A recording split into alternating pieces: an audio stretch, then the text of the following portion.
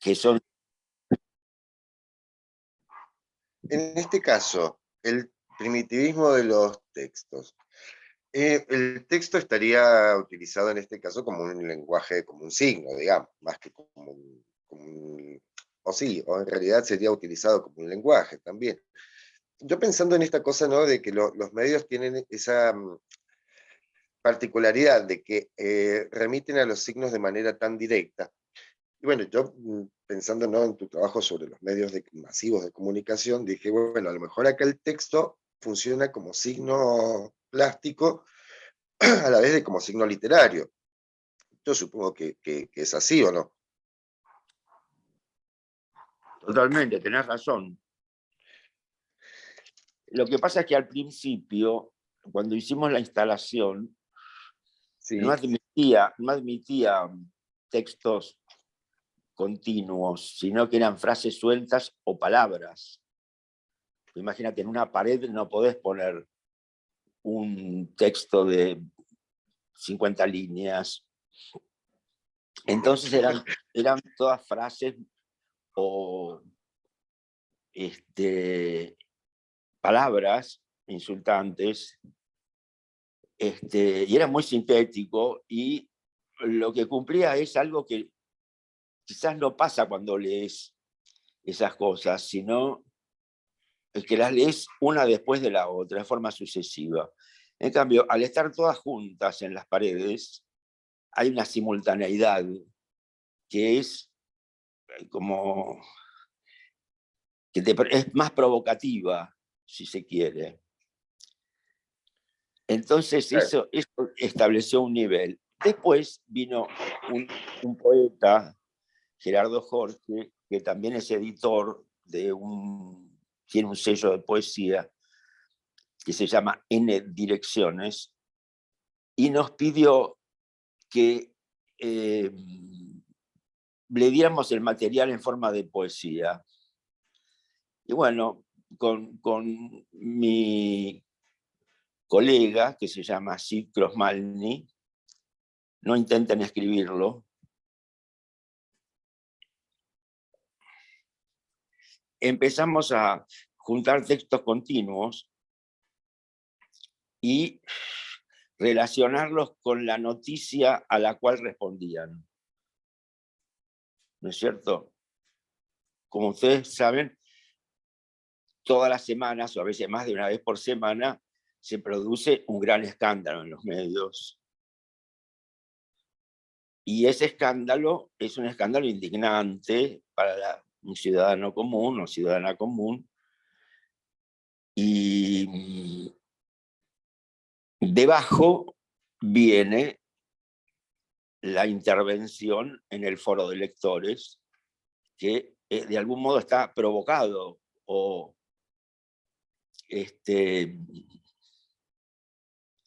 estimulado por la noticia. En la noticia del diario, por supuesto, no usan esas palabras, no dicen negros de mierda, los vamos a quemar a todos en sus villas inmundas. Pero está sugerido, porque dicen un nuevo subsidio para las personas que no trabajan, ponele.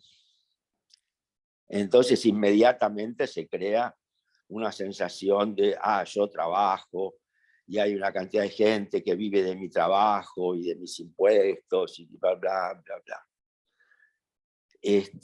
Por eso el diario no dijo todo lo que dijeron después, pero lo está generando.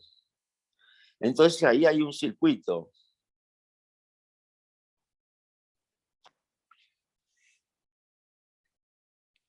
Que logra finalmente la participación del lector, una aspiración de muchos artistas, periodistas, poetas, qué sé yo. Siempre queremos que al lector le pase algo, o a la audiencia le pase algo. Y La Nación y Clarín lo logran.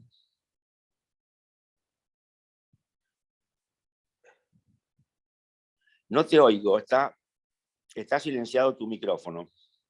Ay, tenía razón, tenía razón, disculpa. Sí, digamos que en ese caso, como formadores de opinión, son muy concretos y directos al público hacia el cual se dirigen, que es muy sectario también. Vos, esta producción que mencionabas, que la editaste a modo de poemario, ¿sí? Eh, ¿Circulaba en la muestra, circuló fuera de la muestra? ¿Cómo No, fue no, la no, cuestión? fue después. O sea, la muestra siguió su curso, terminó, y al tiempo Gerardo Jorge nos propuso convertirlo en un poema. Y es interesante lo que pasó ahí, porque siendo la materia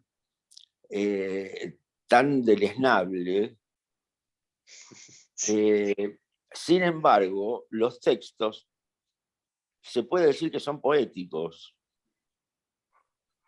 poéticos de una manera eh, pantanosa, pero también demuestra que todo es poesía, ¿no es cierto? Que en la prosa también tiene ritmo, tiene repeticiones, tiene elisiones, sugerencias, sí, muchos elementos de la poesía, ¿no? Juegos de palabras. Y bueno, resultaban poéticos. O sea, es no solamente lo que dice, sino también cómo se dice. Y por momentos son graciosos, uno hasta se ríe.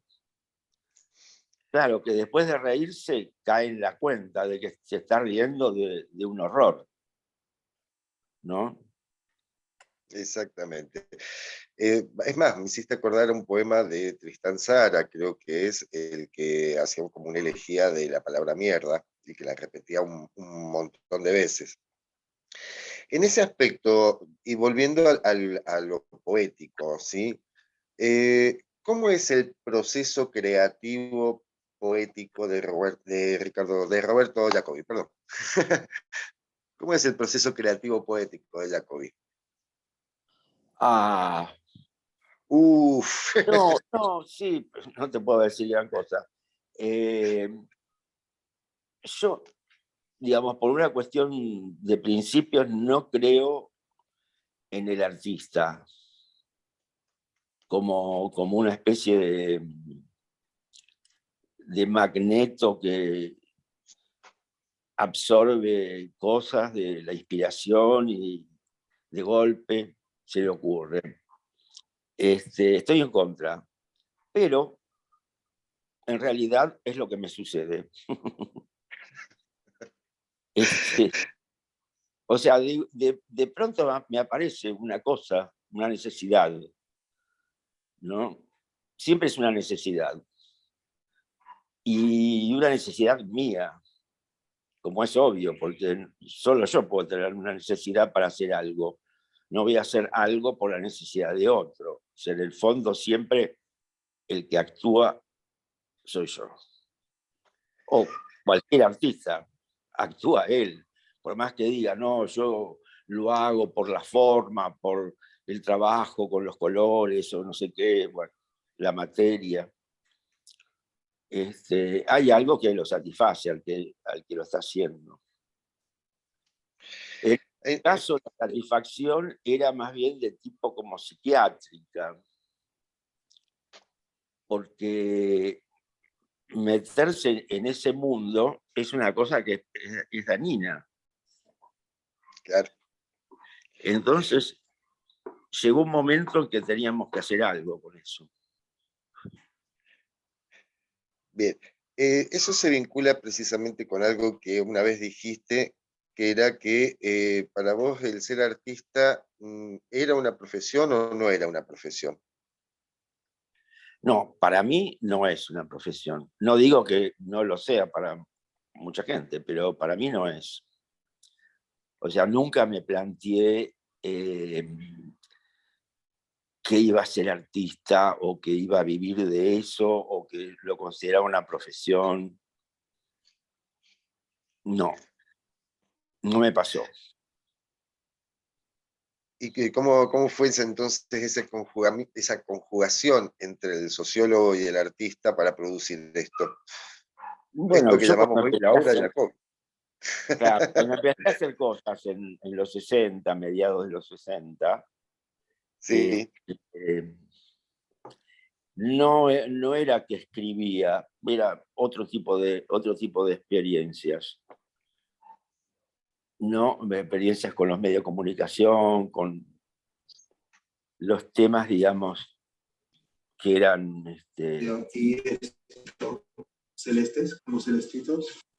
ahí se me fue tu imagen y se me fue ay, también sí, alguien estaba hablando, pero no identifiqué quién era, no alcancé a identificarlo. Eh, mm, si alguno tiene ganas de hacer alguna pregunta o algo por el estilo, me avisa por el chat y le doy la palabra. Yo digo para que no haya una superposición con los audios y que corte la conversación. Eh, a todo esto, ¿alguien tiene ganas de hacer alguna pregunta? ¿No? Seguimos. Entonces, Yo tengo ganas de hacer eh, una pregunta. bueno, muy Bueno, bien. vamos, dale, Eli. buenas Hola, Eli. tardes. ¿Qué tal, Roberto? Sí, mi Hola, hola. pregunta es la siguiente. Bueno, con respecto a lo que hablabas recién, hay como una necesidad de base emotiva, ¿no? Al momento de iniciar algún proceso creativo, me parece, ¿no? Sí, sí, es así. Y en general, lo, lo que me sucede es que, como decía antes, lo que me mueve es el observar una necesidad mía o el encontrar una necesidad mía o una situación de desagrado que tengo que contrarrestar de algún modo. Ujú, O sea, parto de mi incomodidad. claro, es como para hacer una especie de catarsis. Sí, un poquito, sí. Y la otra pregunta era, bueno, eso era un comentario más que nada. La otra pregunta es, ¿qué relación encontrás con esta incitación al odio, ¿no? Y la función del algoritmo que manejan las redes sociales y las plataformas. ¿Por qué te lo pregunto? Me parece que el Sí, hecho la de verdad que la verdad que identifiquen... Sí, no, te escucho. no sé cuál es la relación. Lo que he oído es que normalmente los algoritmos tienden a eh, insistir sobre algo que ya tiene interesados, ¿no es cierto? Que te aparece determinada pantalla o imagen por el hecho de que a otra gente le ha aparecido Ujú. y que probablemente esa gente tenga alguna característica común con vos. Creo que es así, pero no sé, no conozco la cosa tecnológica.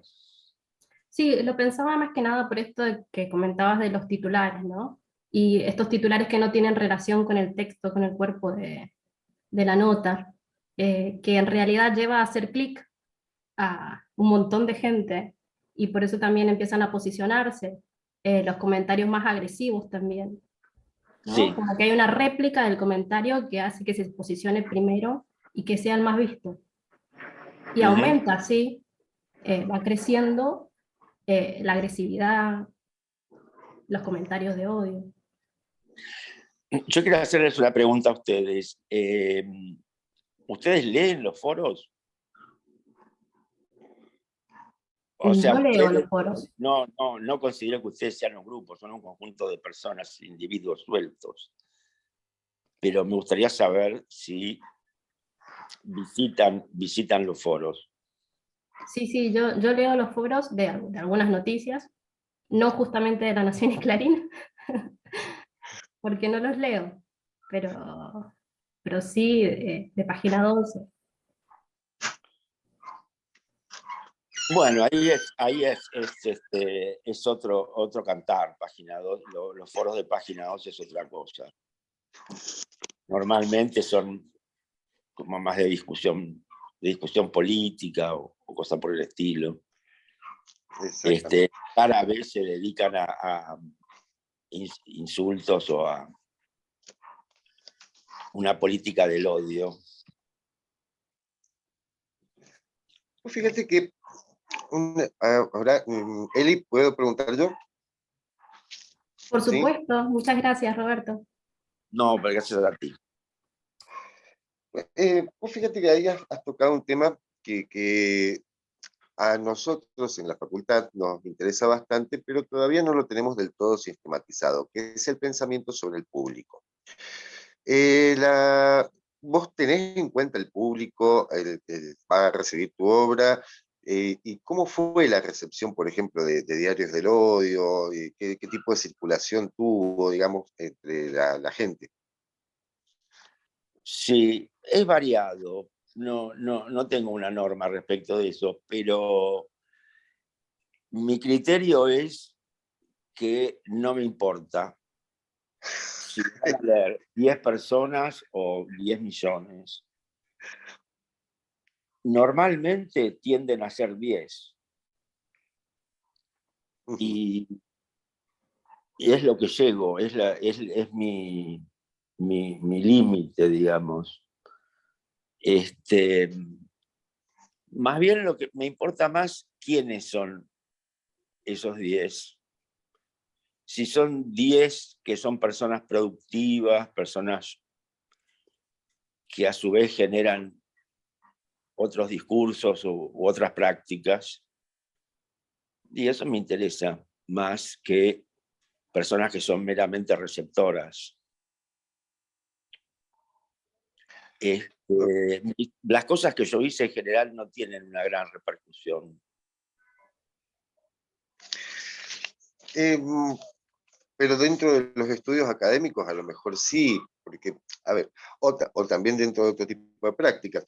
Mira, yo me acordaba, por ejemplo, en realidad me estaba acordando hace unos minutos del proyecto Venus y todo lo que fue la circulación de los Venus como moneda.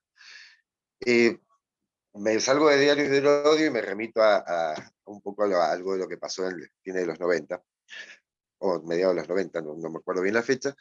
El tema es que, por ejemplo, veía, haciendo uso de los medios, yo estoy en la cátedra de medios de comunicación, entonces voy viendo permanentemente, hago zapping por diferentes programas para ir analizando las cosas, y vi un artista en un canal de televisión alemán, que se transmite en español por el cable, un artista de Costa de Marfil.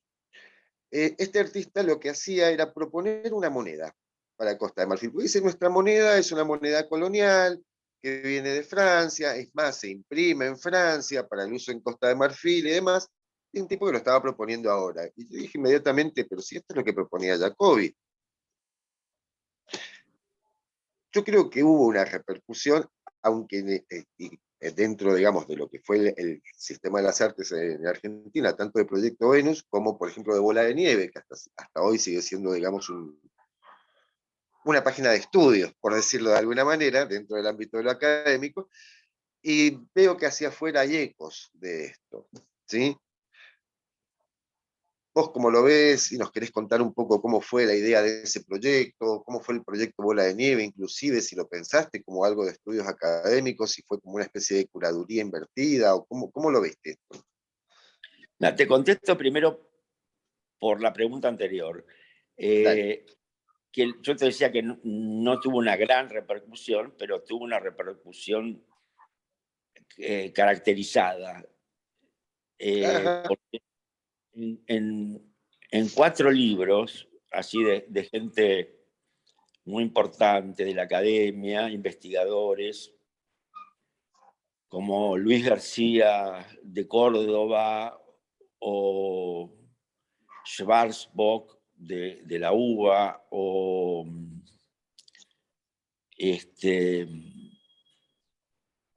bueno, ahora no me acuerdo todos, pero o son capítulos de libros o son medio libros enteramente dedicados, cuadernillos dedicados a eso. Y eso sí me parece, tiene que ver con lo que yo busco, ¿no es cierto? Como que se establezca una cadena de repercusiones, ¿no es cierto?, pero productivas. Y en cierto mundo académico, efectivamente se empezó a trabajar sobre el tema del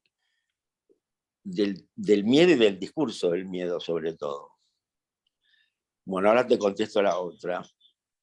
El proyecto Venus, como todas las cosas que comenté antes, provienen de una incomodidad, de una sensación de carencia, ¿no? Yo lo que observaba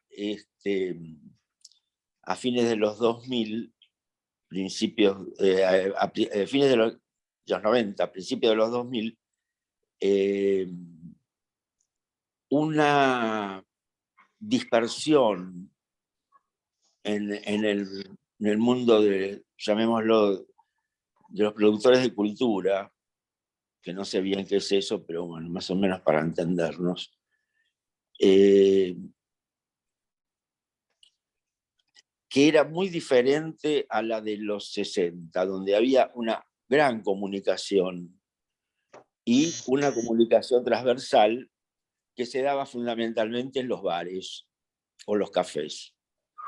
Había en el centro de Buenos Aires, yo siempre hablo de Buenos Aires porque es lo que conozco, los otros lugares estuve de pasada, o sea que no conozco profundamente la escena cultural. En los bares se procesaba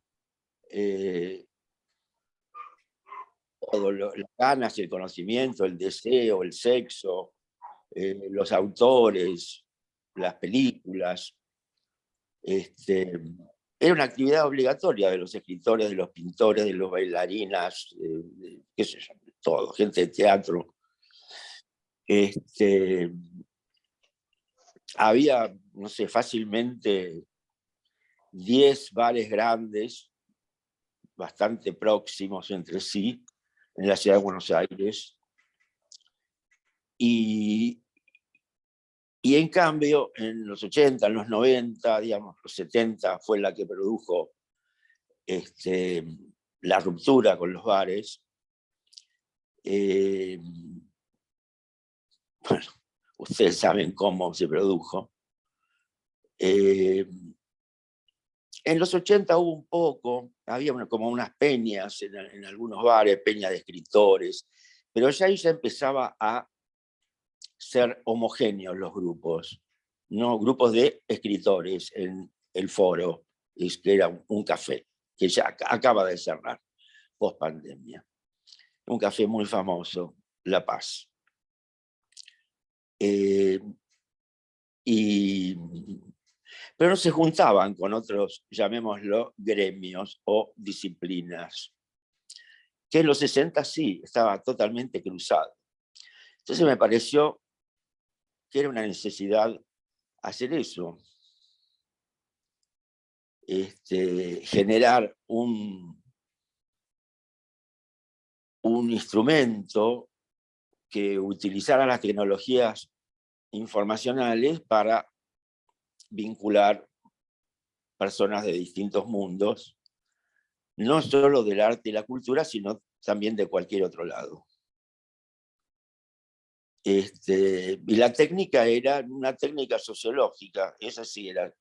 Yo no uso mucho la sociología, eso es como una fantasía. Pero sí esta es una técnica, digamos, más que sociológica, es etnográfica, ¿no es cierto? El etnógrafo llega a un lugar en el desierto o en la selva, no conoce a nadie, lo primero que hace es se encuentra con un nativo, trata de comunicarse con él, le pregunta dónde está el próximo, y a ese le pregunta sobre el próximo, y así va avanzando de entrevistado en entrevistado. Esa técnica se llama bola de nieve en etnografía o en sociología. Que es la técnica, digamos, de los referentes, tal persona refiere a otro, etc. Entonces, bueno, me pareció que era un buen método para construir una red que en realidad la red no se construye, la red ya está. Lo que pasa es que no es visible y que no es accesible en todos los nodos de esa red, ¿no? Vos podés tener una red con todos los participantes, pero yo no tengo acceso. Solo tengo acceso porque vos me referiste. Entonces, bueno, a partir de eso, puede haber alguna de las personas ahí que se comunique conmigo y me dice, yo quiero participar en tu proyecto de generar una comunidad, bla, bla. Bueno, y así se hizo, tanto en Bola de Nieve, que eran artistas visuales, como en Venus, que eran cualquier tipo de personas. La única condición que había era que alguien lo invitara. Es como si hicieras una fiesta, pero no tenés lista de invitados. Tenés 3 o 4 personas y le decís, vení con otra persona, y a esa persona decirle que venga con otra, y así. Se forma una cadena.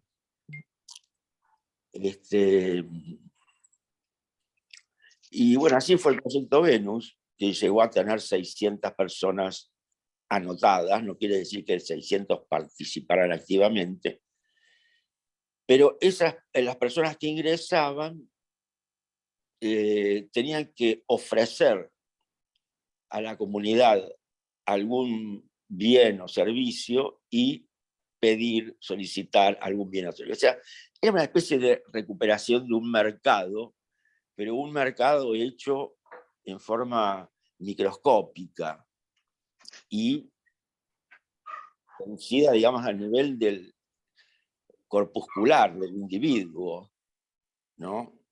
Yo necesito sesiones de psicoanálisis y entonces, bueno, busco a alguien que ofrezca sesiones de psicoanálisis. Por otro lado, hay alguien que produce mermelada de tomate y mi psicólogo puede comprar la mermelada de tomate con la plata que yo te pago. Y así se forma una cadena de vínculos basados en el intercambio. No es muy original, te aviso, no es original. Se parece original, pero bueno, en Argentina había en ese momento 17 monedas que no eran la moneda nacional, emitida por el Banco Central. Y originariamente las monedas alternativas aparecieron en Alemania en la época de la hiperinflación, ¿no? Durante el gobierno de Weimar y la revolución espartaquista. Y curiosamente, el tipo que la inventó era ministro de Economía de Baviera, y el señor se llamaba Gesell. Y después vino a la Argentina y fundó Villa Gesell. Así que hay una conexión entre la Argentina y las monedas alternativas. Totalmente. Totalmente. Es más, esas monedas a las que vos haces referencia, las he visto por ahí en esos negocios que venden antigüedades y demás. Una de las cosas interesantes que me parecían muy lúdicas y creativas dentro de esas monedas era que juntando los 3 o 4 billetitos de las diferentes denominaciones generabas una historia, ¿no? Era como una pequeña historieta o como un pequeño cómic o cuentito contado a través de los billetes. En ese aspecto y volviendo, digamos, a tu relación con los medios de comunicación, ¿sí? Y tomando en cuenta esto, ¿vos hacés algún tipo de investigación de archivo previo a la realización de una obra? Sí, un poquito. No, no demasiado tampoco. O sea, busco cosas inspiradoras. No es que trato de meterme en una disciplina y aprender todo de eso, porque muchas veces no la hay en las cosas que me interesan. Pero busco eso, algo que me provoque, que me estimule, que me diga, bueno, mira qué bueno, podés trabajar por ahí, podés plantear esto o lo otro.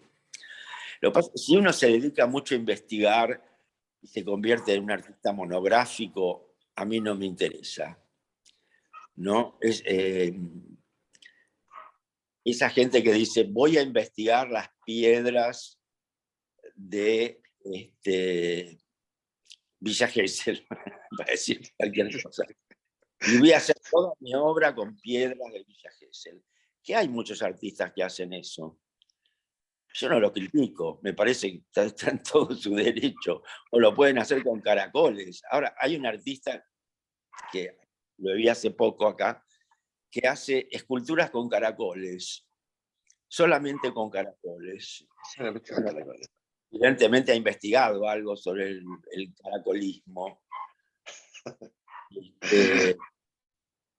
Pero a mí personalmente no me mueve, me mueve una cosa nueva, no algo que voy a estar durante 3 años haciendo esculturas con caracoles.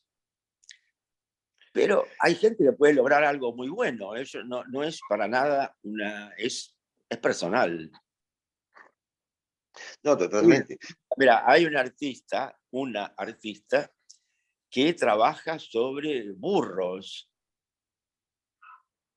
Sí. Y ha hecho toda una obra sobre burros y caballos y lo estudió, la circulación de los burros en la colonia, el transporte de mercancías, qué sé yo. Desde cualquier lado podés llegar a cualquier otro lado. Perfecto. Pero te tiene que llevar el deseo, te tiene que llevar el interés, tenés que tener un motor. En ese caso, porque coincido plenamente, ¿qué lugar hay para el humor y la ironía en tu producción? Y el deseo. Yo la tenía esa como anotada, pero le voy a agregar la palabra deseo. A ver, como para ser un poco más concreto, ¿de dónde surge esta pregunta? A raíz de una obra que no ha sido muy visibilizada acá en Mendoza, una obra tuya, que fue Hasta la Victoria Ocampo.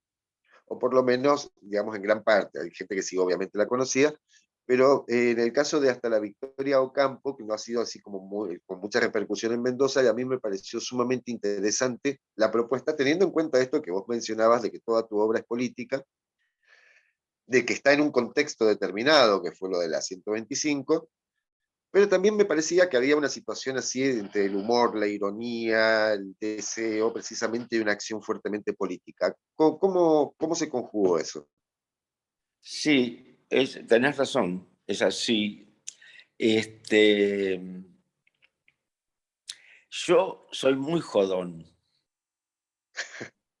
O sea, me gustan mucho las bromas, los juegos de palabras, o sea, una cosa picante, así es medio constitucional.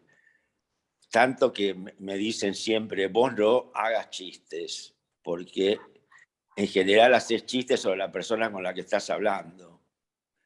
Y entonces no caes bien. O sea, yo no caigo bien, esa es la verdad. Porque tengo un humor un poco ácido.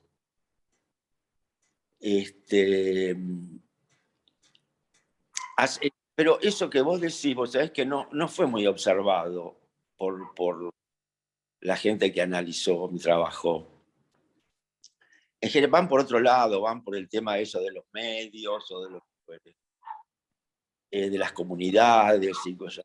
Pero muy poco, no, nadie. En realidad hace poco, hace unos años, un investigador se le ocurrió ver cosas de humor en lo que yo hago. Y en realidad prácticamente todas las cosas que hago tienen algún chiste. No siempre es evidente, como el de las remeras, que además es un chiste bastante privado, si querés, porque tenés que conocer a Victoria Ocampo primero, saber que existe y quién era. Si no, no tiene gracia juntarla con el Che Guevara a Victoria Ocampo.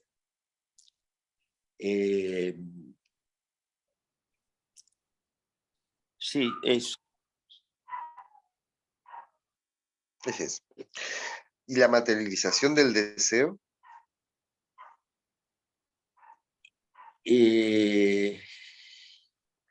qué gracioso que pregunte por desmaterialización cuando la mayoría de los estudios sobre tu obra hablan de desmaterialización, pero digamos que es un juego también de palabras.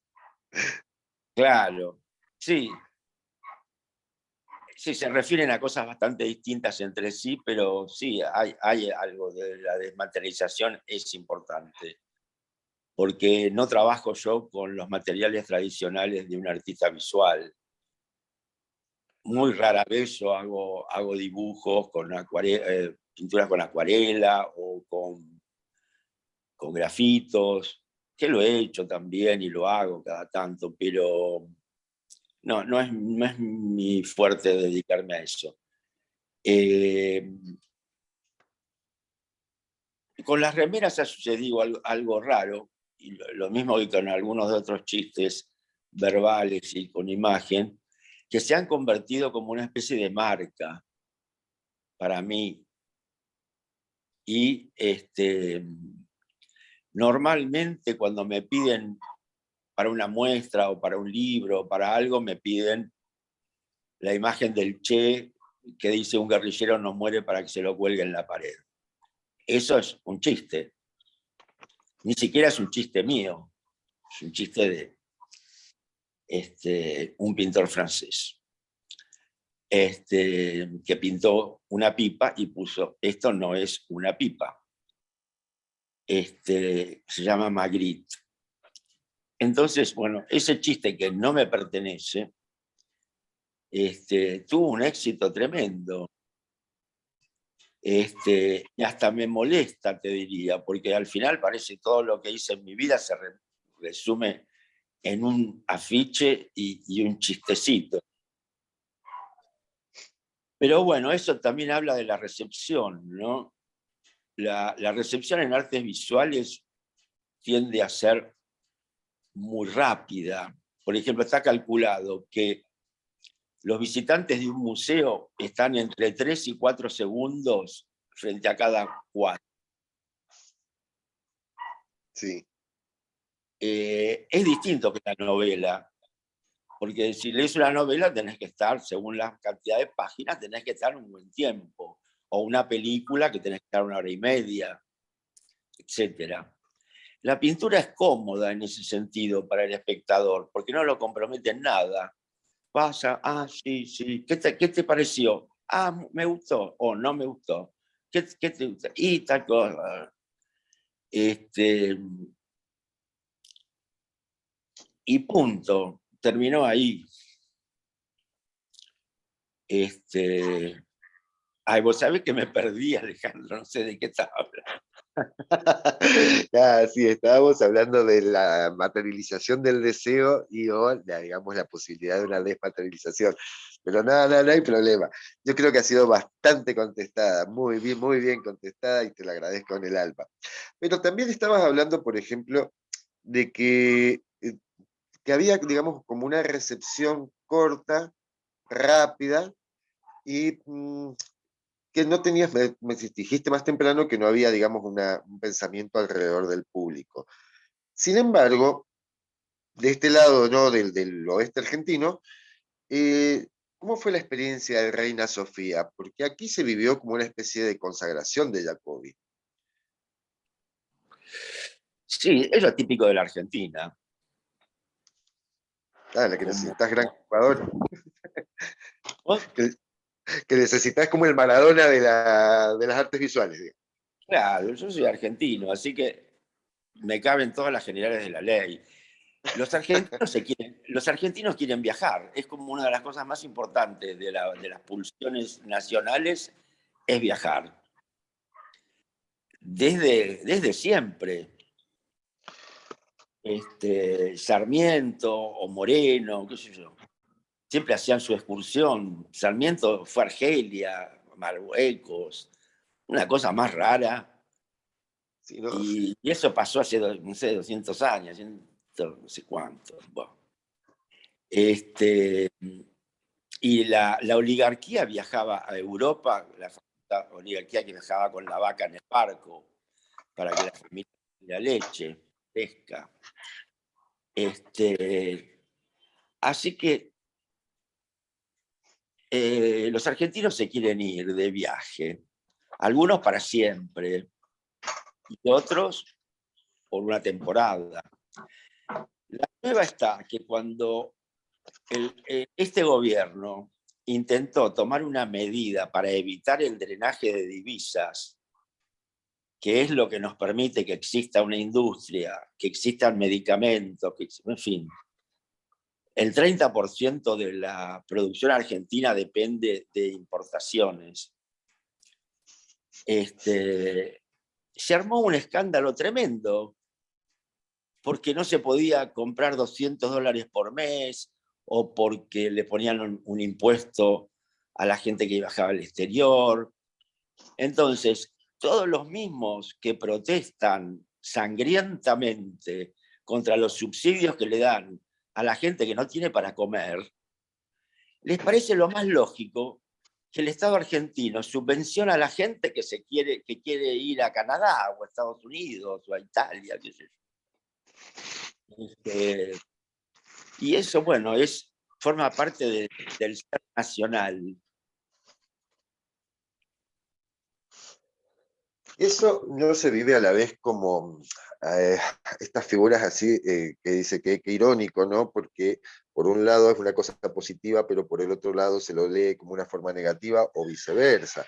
Bueno, sí, es muy típico de lo argentino, en realidad. ¿En qué anda Roberto Jacobi hoy? Bueno, yo medio me estoy dedicando a escribir, Sí. cosa que ya hacía desde mucho antes, pero no lo hacía con regularidad y tampoco lo daba mucho a conocer, bueno, excepto las letras para las canciones de Virus. No di a conocer las cosas que escribía por esa época. Bueno, también escribí un libro, pero no era literario, sino más una investigación, en los 80 y en los 70. Y en cambio ahora, bueno, hace unos años escribí como un año entero que me la pasé escribiendo algo que se podría llamar poesía y que está publicada. En un año y medio publiqué 6 libritos contando los diarios del odio. Y después también escribí letras para 2 álbumes que están en YouTube y en Spotify. Pueden escucharlos. Hay uno que se llama Golosina Caníbal, que lo canto yo. O sea, empecé a cantar. Esa me la voy a anotar, la voy a buscar inmediatamente. Golosina Caníbal. Golosina Caníbal. Y después hay otro, llamémoslo disco, que se llama disco, aunque no existan más los discos, que son covers de Virus. O sea, mis propias letras las canto. Ese disco todavía no apareció porque estoy esperando que se publique un librito con todas mis letras comentadas, que aparecerá el año que viene, creo, si es que se publica. Esperemos que sí. ¿Podríamos decir entonces que sos un artista transgeneracional y sin disciplina? Sí, soy indisciplinado. Eso es buena, pero está buena, es bien.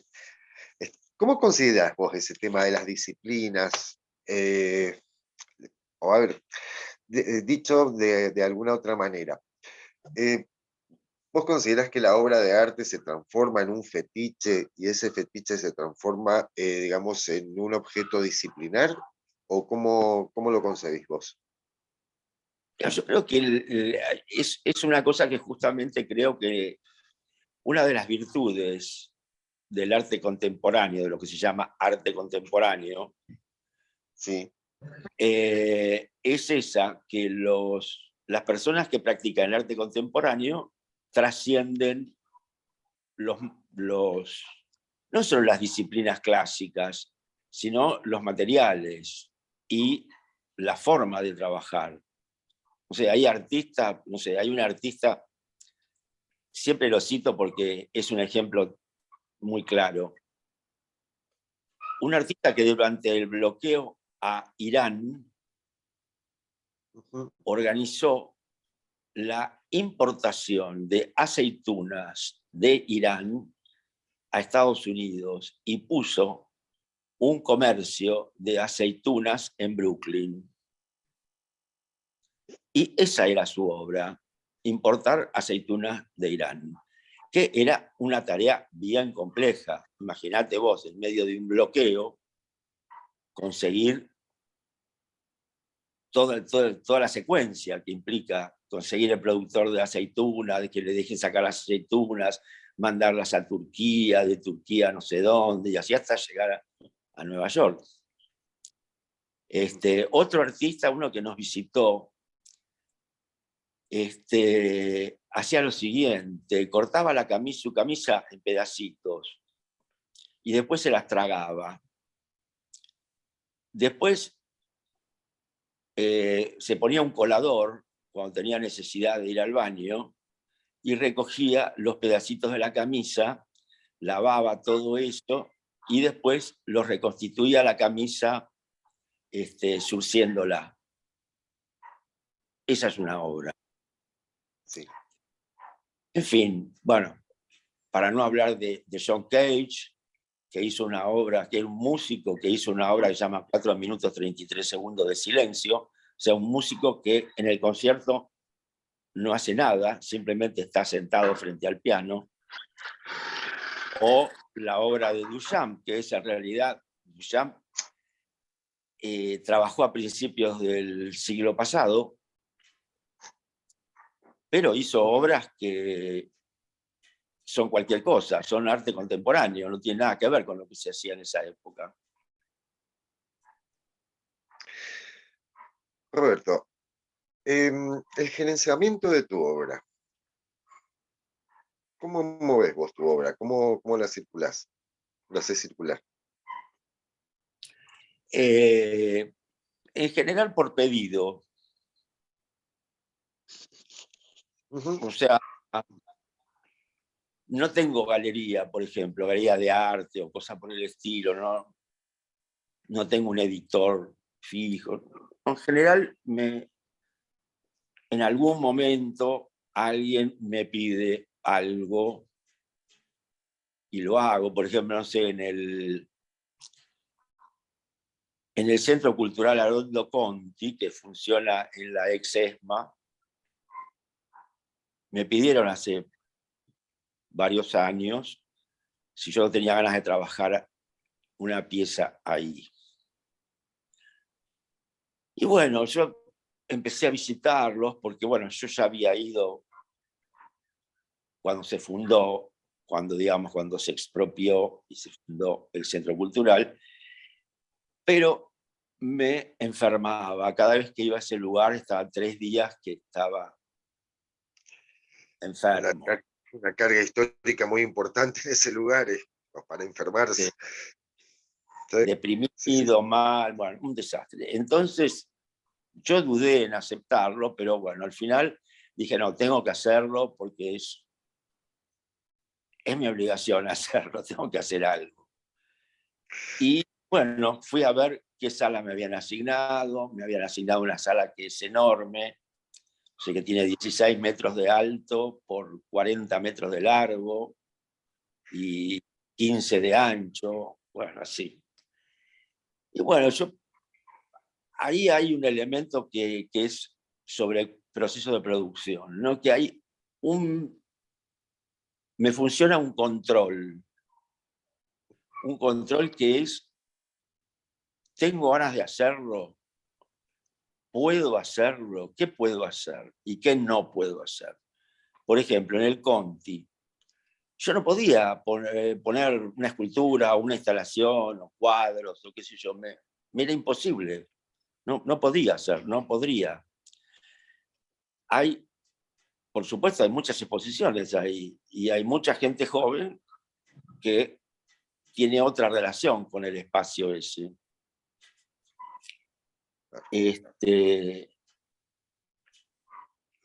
Se fue tu imagen, mira. Sí. Ahí vuelvo. Ahí estoy. Ah, bien. Ah, otra cosa. Hay Sí. todas las imágenes que veo no están las caras de las personas con las que estoy hablando. Es un Eso, poco raro eso les hablar iba a con pedir, gente que existe. con Hola. letras. Eso les iba a pedir a todos, que prendieran las cámaras para ya no abusar tanto de tu tiempo, ir más o menos ir cerrando. Si alguien quería hacer alguna pregunta y demás, pues fíjate, por ejemplo, vi entre los participantes la presencia de una de nuestras profes, que es la que trabaja tu obra, que es la profesora Paula Pino, en Historia del Arte Americano y Argentino. Así que le iba a pedir a Paula ahí que se sumara a la charla y te hiciera algún par de preguntas. Paula, ¿estás por ahí? Esperemos que conecte el audio, la cámara y todo lo demás, y que a lo mejor estaba. Y si no, mientras tanto, si alguien quiere hacerle alguna pregunta a Roberto. Te termino de contar lo del Conti. Sí, Entonces dale, yo, por favor.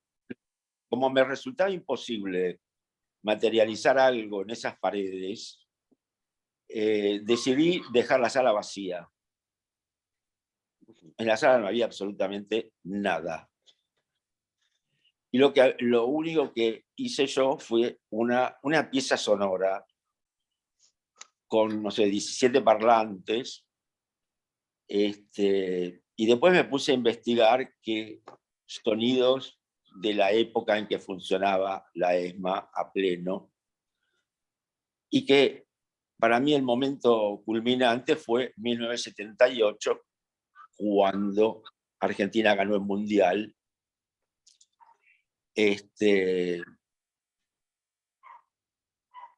Y entonces, bueno, pensé que hacer eje sobre ese punto del Mundial. Bueno, empecé a buscar material, bla, y claro, lo que había eran o discursos de la Junta, o otra posibilidad es poner los gritos de los torturados, no sé, cosas de ese tipo, muy... yo no hago eso. O sea, a mí la pornografía testimonial no me va. Yo no puedo trabajar con muertos de hambre del África, no puedo, nada de eso. Sé que hay artistas que lo hacen y en general me repugna. Porque son obscenas, son pornográficas, no avanzan sobre la situación, muestran una consecuencia. Entonces, bueno, en algún momento me di cuenta que lo que tenía que trabajar era sobre una contradicción muy tremenda, es que mientras ahí se asesinaban a 5.000 o 6.000 personas, de las cuales unos cuantos yo conocía,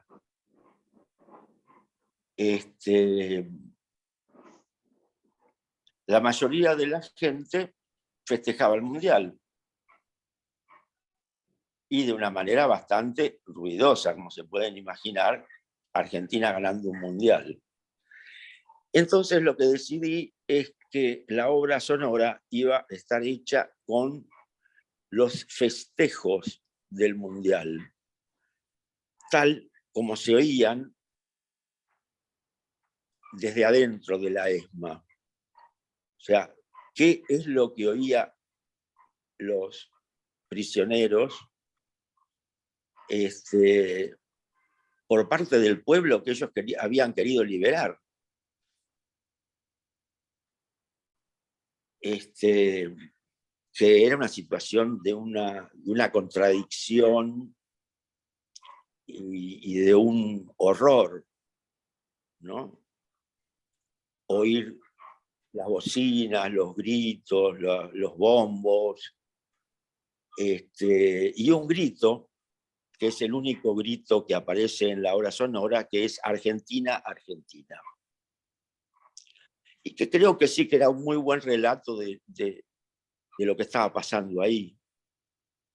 Un relato escalofriante, si se quiere, ¿no? Pero que no se mostraba, no se recibía como a través de una contradicción compleja. Completamente, Bueno, de hecho el relato me ha dejado helado.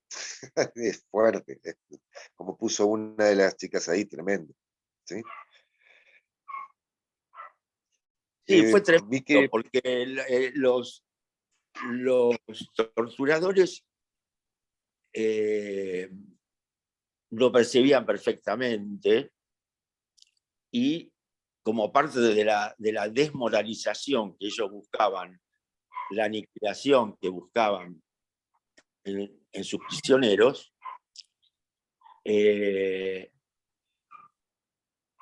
era, por ejemplo, hay una sobreviviente que cuenta que la sacaban, en un auto, bueno, en su famoso Falcon, a recorrer las marchas de la gente vitoreando y cantando y felices. Y otros sobrevivientes cuentan que los torturadores los sacaban del casino, el casino de oficiales, que es donde los depositaban y estaban ahí con los ojos vendados y atados con cadenas, y se los llevaban al lugar donde estaban los guardias, tomando mate y escuchando el partido. O sea, eso sucedía. Es un cuadro de horror, ¿no es cierto? Los torturadores confraternizando con los torturados alrededor de un partido de fútbol. Eso fue un poco lo que como que hizo que me apareciera esa idea. Yo, desde el punto de vista, digamos, personal, de estómago, de tripas, era lo que podía hacer, tomar ese tema y no mostrar nada. Bueno, ahora pasemos a la otra pregunta. terrible. Vi que Paula Pino había levantado la mano. Paula, ahora sí. Hola, no sé si me escuchan. Hola. Bueno, buenos días, un gustazo escucharte todo lo que has compartido, Roberto. Gracias. Bueno, Me gustaría verte a vos, pero... ¿no me ves? Ahí yo tengo la cámara encendida. Bueno. Pero no, pero como la gente tienen que seleccionarte y cliquear. Ah, acá está. Ahí está, con verde. Si tenés lentes. Sí. Bueno, yo te quería preguntar, bueno, a raíz de tu experiencia, todo lo que has compartido y tu estudio de los medios, de la información, de comunicación y bueno, tus inquietudes y tus búsquedas que nos has contado, por ahí, ¿cómo consideras vos que debería ser hoy una obra de arte revolucionaria en tanto los medios, el lenguaje, lo poético y a lo que aspira? Eso, en el contexto en el que estamos viviendo, que está bastante movilizado por la derecha y por, bueno, demandas multisectoriales varias. No sé. No sé. Si se me ocurriera algo, lo haría. Pero, por otra parte, no creo que en esta época pueda haber una producción así que pudiéramos llamar revolucionaria. No creo que en ninguna época. Más bien me parece que, bueno, el arte, como se sabe, siempre ha respondido a las clases dominantes, no precisamente a la revolución. Y hubo algunos periodos donde sí, los artistas se lo propusieron, subvertir el lenguaje, ¿no es cierto? Subvertir los temas. Y eso, bueno, eso fue todo el siglo XX, ¿no es cierto? Todos los experimentos que se hicieron en el siglo XX. Y ahora, y había además como no una línea, sino varias líneas de investigación.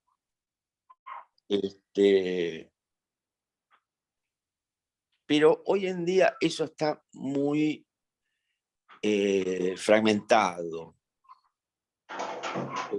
Hay infinitas líneas de trabajo. Es hasta cierto punto indecidible qué es lo que va a tener consecuencias, lo que no va a tener consecuencias.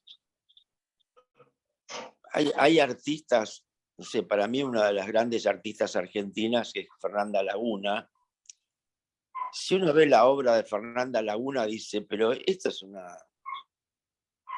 la mochila de un adolescente no sé, de 13 años, llena de corazoncitos.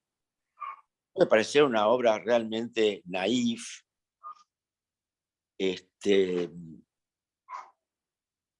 Y no lo es, ¿no? O sea, pero ¿quién podía haber previsto que se podía hacer eso? ¿No?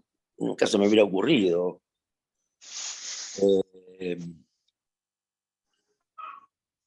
Y no sé si es revolucionaria, pero por lo menos cambió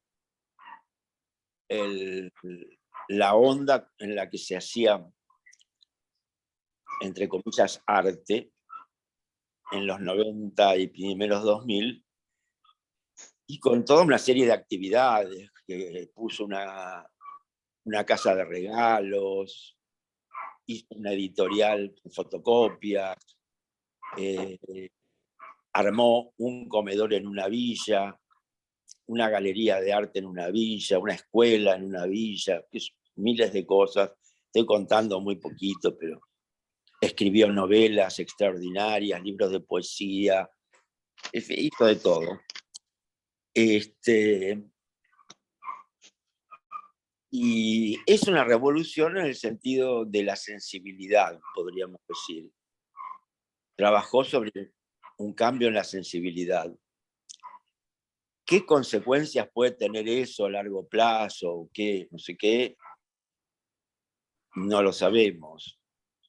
Hasta ahora hizo mucho, ¿no? Esto que digo no es tan simple, pero lo cierto es que en Buenos Aires ahora hay N cantidad de galerías de arte hechas por artistas que hacen algo parecido. No que pinten igual o que hagan la misma obra, pero sí que generen espacios múltiples, abiertos a todo tipo de experiencias, y de una manera que no es sectaria, ¿no? En los 60 yo por lo menos era muy sectario. Diría asquerosamente sectario. O sea, solo me interesaban las cosas como los temas que trataba yo y con las que estaba con mi grupo de trabajo. Y ya que alguien pintara me parecía un horror. Pintar un cuadro me parecía una tarea banal. Pero bueno, esas son posiciones que suelen tomar la gente que empieza con algo diferente, que no tiene de dónde agarrarse, ¿no es cierto? Que no va a ser reconocido, que va a ser tapado, qué sé yo. Y también con una cosa juvenil,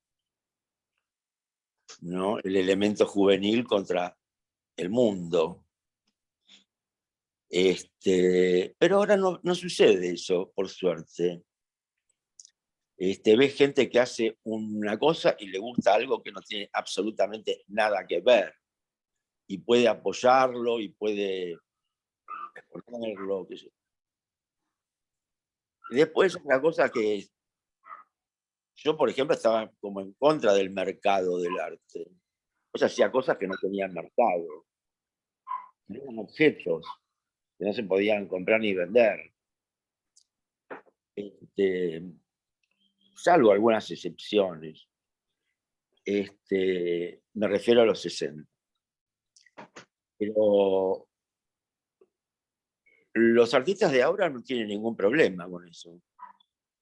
Al contrario, piensan que van a vender, piensan que van a vivir del arte, incluso como una especie de superpoblación de artistas, por lo menos en Buenos Aires.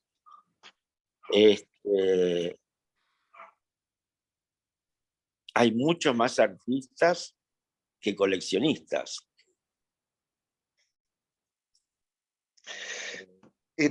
Adolfo Cifuentes, que es nuestro invitado para el conversatorio de mañana, que se ha conectado desde Minas Gerais, otro pedazo de artistazo, ha levantado la mano y quiere hacer una pregunta. Adolfo.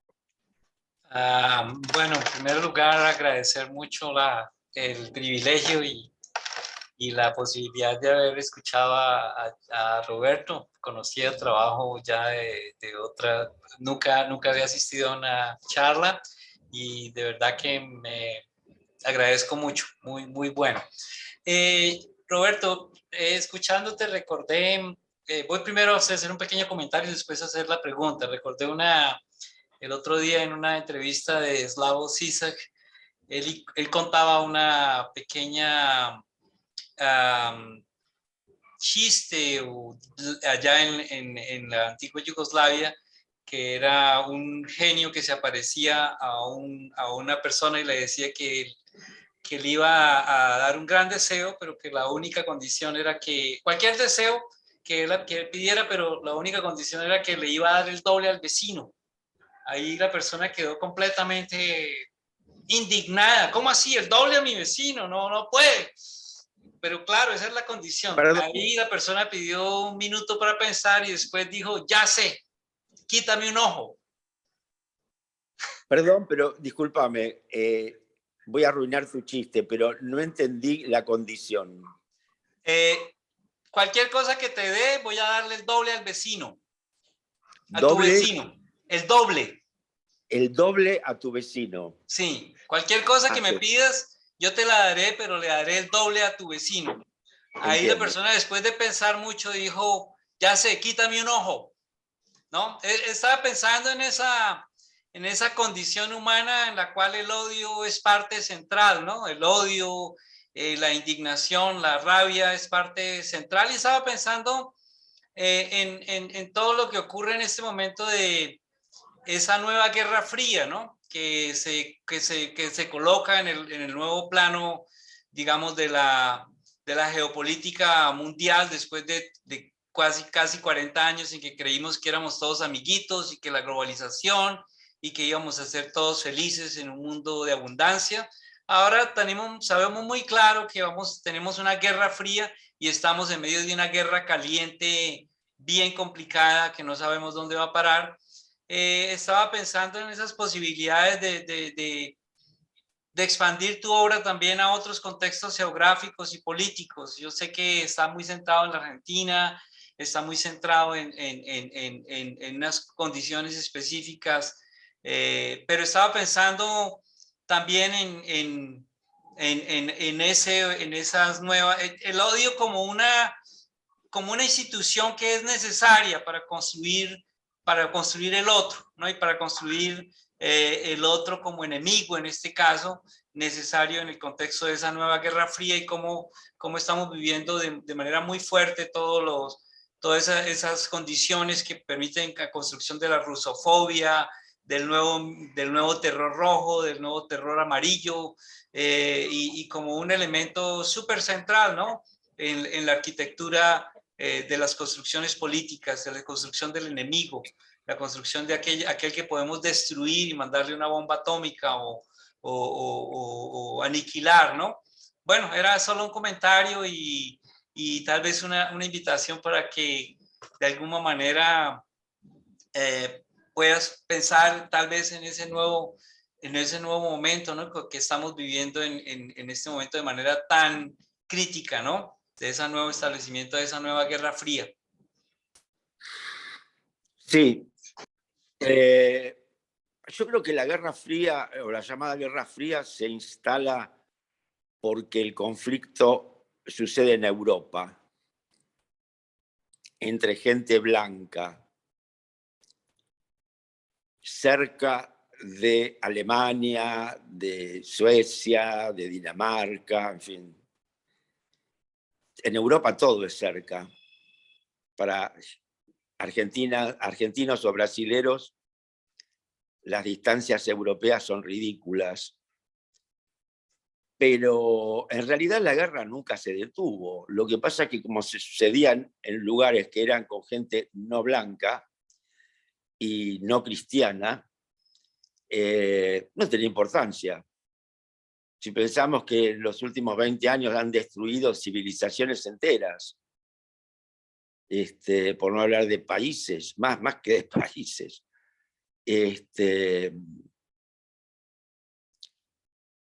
Así que no, la situación no es nueva, pero sí es nueva en el sentido de que afecta intereses centrales de quienes tienen peso en el mundo.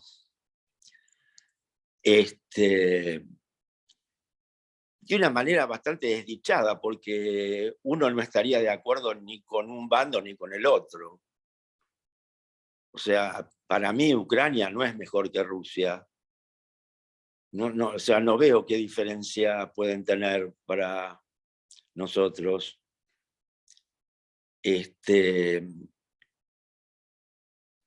Bueno, no vamos a entrar en una disquisición de de dónde viene todo eso, y, en fin. Pero Ucrania era la Unión Soviética, así que no. Y la cultura rusa es fuertísima en Ucrania, y un sector de importante de los ucranianos colaboró con Hitler. O sea, se pueden contar muchas cosas de esto. Y no creo que sea el centro de la cuestión tampoco. Estamos en otra etapa de la geopolítica, eso no hay duda. ¿Qué podemos hacer nosotros? Nada. ¿Qué se puede hacer? Nada. Poner la banderita ucraniana en Facebook, qué asco. Aparte de que es una taradez, no creo que se pueda defender seriamente eso. No pusieron la bandera de Afganistán, no pusieron la bandera de Irán, de Irak, de Libia, de África Central, de Eritrea, de qué es. No.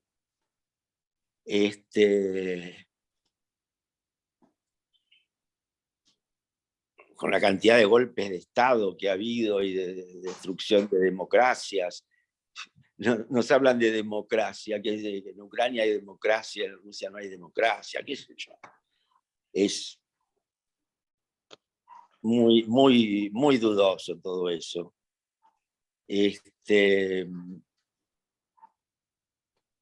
No sé, no sé qué puede hacer un artista, un intelectual, salvo estudiar el tema, pero bueno, ya eso entra al terreno de la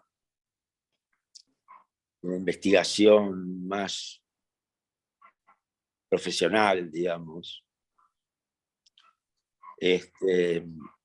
Leí unos artículos muy buenos en la New Left Review,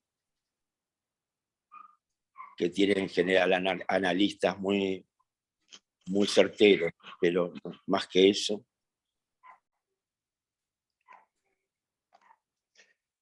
Vos sabés que me llevó a pensar lo siguiente, esto que estaban conversando ante Adolfo y vos, que es una de las preguntas que tenía anotada, que es por ahí hasta es un tema un poco trillado, pero bueno, quería ver tu opinión al respecto. Estas vinculaciones permanentes entre arte y política que se generan, digamos, en las lecturas de las obras de los artistas. ¿Vos cómo te has llevado con eso? Porque tu obra es eminentemente política. Sí, sí, sí, casi siempre, muy rara vez no lo es, y las que menos parecen, yo creo que son las más políticas.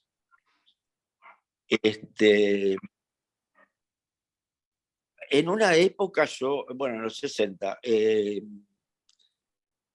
me parecía, yo consideraba al arte como un arma de lucha, ¿no es cierto?, revolucionaria, y toda esa voluntad de cambio tan intensa que hubo en esa década.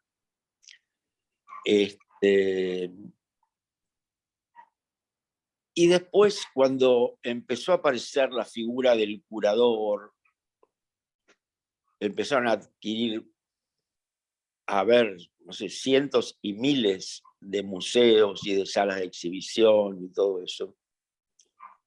Creo que la política en relación el arte en relación a la política en relación al arte, se fue degradando hasta un punto que rara vez se percibe. Y que es lo siguiente, el arte contemporáneo es difícil de entender, es difícil, hay que aceptarlo. No existe un entrenamiento para poder relacionarse con ese tipo de trabajos. Imagínate qué difícil es que Malevich trabajó en 1905 cuadros que eran básicamente monocromos. Y hoy se siguen haciendo monocromos y se siguen haciendo trabajos de una geometría muy básica y todo, y son obras políticas, pero es lo que no se ve, es lo que no se percibe, porque se necesita hace falta manejar lo que llamaríamos los códigos, ponerle, o Exacto. los contextos en que eso se produce. Entonces, para los comunicadores, para los curadores, resulta ser muchísimo más cómodas las obras que son explícitamente políticas.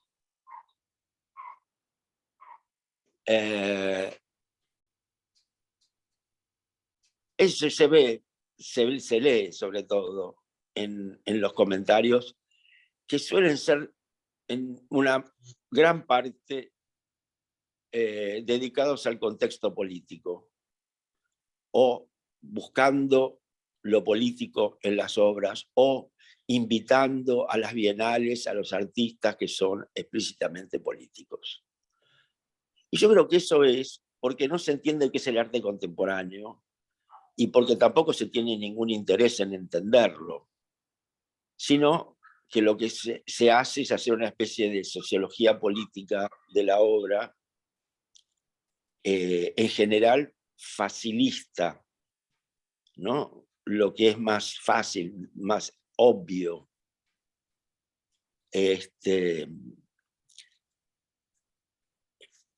Y en el fondo de eso lo que hay es la necesidad de justificar. Hay necesidad de justificar, digamos, los que hablan de todo esto necesitan justificar por qué se hace un museo, por qué se gasta tanto dinero en una bienal.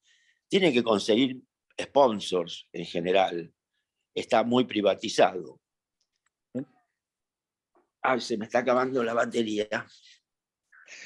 Bien, entonces vamos a hacer un corte acá También ya estábamos fuera de los horarios, no queremos tomarte mucho más tiempo. Quedaba una sola preguntita del profesor José Luis Molina, no sé si te alcanzará la batería para una respuesta corta, ¿puede ser? No, ya la conecté, ya la conecté. Ah, ahí está, ahí está.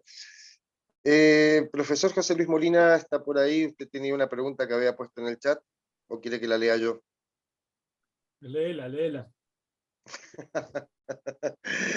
La leo yo entonces. Acá el profesor Molina pregunta, ¿qué conocimiento tenés de lo que ocurre en Mendoza? ¿De qué, perdón? ¿Qué conocimiento tenés de la escena mendocina, digamos, de lo que está pasando en Mendoza? Ninguna. Está perfecto. Y es así, es verdad. Soy sincero. No conozco. Conozco apenas la escena rosarina y la cordobesa, pero muy poco, en verdad.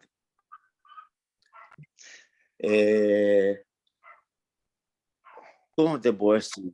Perdón, perdón, Roberto. Yo soy quien hizo la pregunta y está teñida con un poco de autorreferencialidad, por supuesto, ¿no? Porque, bueno, estamos acá en Mendoza.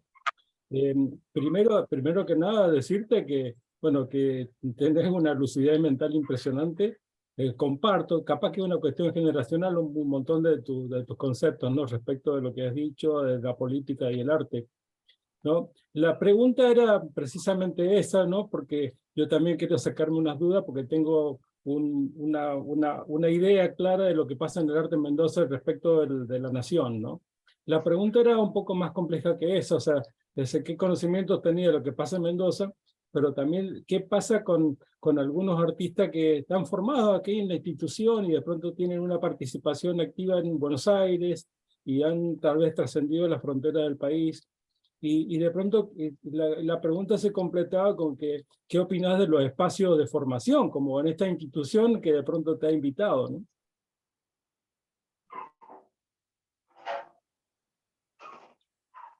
Mira, no conozco lo que pasa en Mendoza, pero tampoco conozco tanto de lo que pasa en Buenos Aires. Ni menos lo que pasa en Berlín, en Nueva York, en Copenhague.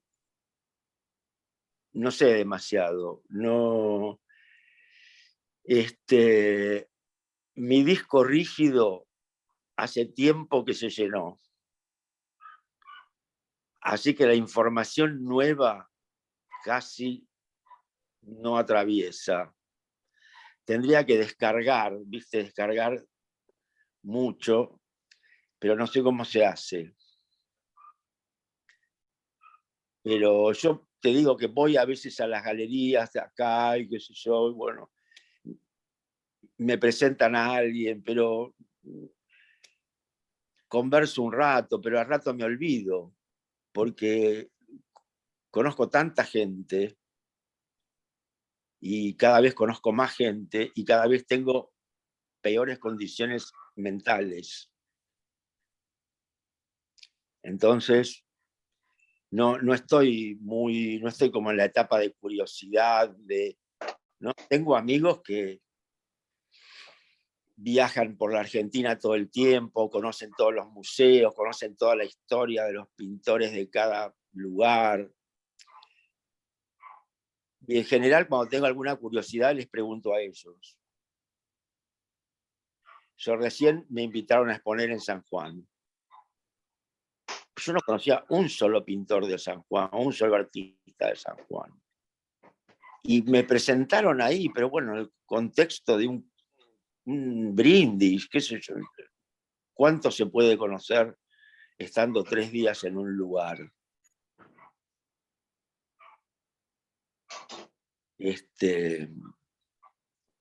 Conozco 2 o 3 artistas mendocinos porque trabajaron en el Centro de Investigaciones Artísticas que yo dirigía, que justamente era un centro de formación.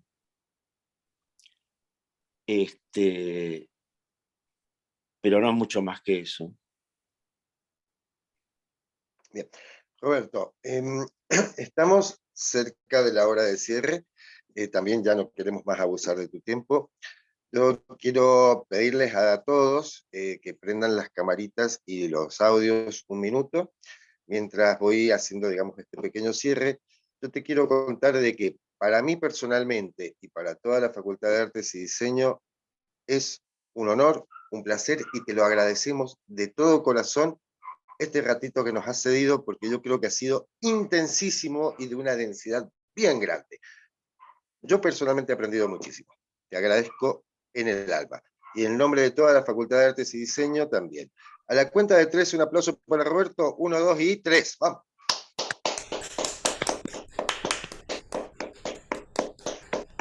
Yo no los puedo aplaudir, porque los voy a aplaudir con una sola mano, porque en la otra tengo el celular. Ya, por favor. Muchísimas gracias, Roberto. Esperemos que este sea el primer encuentro. A lo mejor si vas por San Juan, tal vez podemos hacer el esfuercito. Le vamos a decir a nuestra directora que está presente que hagamos el esfuercito de que si Roberto está en San Juan lo podamos acercar un poco a Mendoza. Y en nombre de todos, gracias. Gracias de todo corazón. Gracias, ¿Sí? muchas gracias a ustedes. La verdad que creo que, bueno, por lo menos vos transmitiste la sensación de que soy una persona interesante, pero no todo el mundo lo considera. Así que les agradezco que me hayan invitado. Por favor. Para mí ha sido un gustazo, ¿sí? Así, y lo vamos a seguir haciendo. Gracias, Bueno, Roberto. que sigan- Gracias a todos los asistentes. Un abrazo a todos y nos estamos viendo. Muchísimas gracias. Chao. Adiós, gracias. Gracias, Roberto. tengo unos comentarios muy halagadores y se los agradezco. Por favor, muchas gracias. De verdad. Sabemos que a Roberto no le gustan las terminologías. Yo en algún momento le dije maestro y me dijo, ¿qué maestro? Bueno, gracias, maestro. No. Definitivamente. Dale. Muchas gracias, Roberto. Chao, hasta pronto. Muchas gracias. Adiós. Gracias, Hasta luego. Roberto. Gracias, Ale. A ustedes, por favor, gracias, Vale. Chao, chao.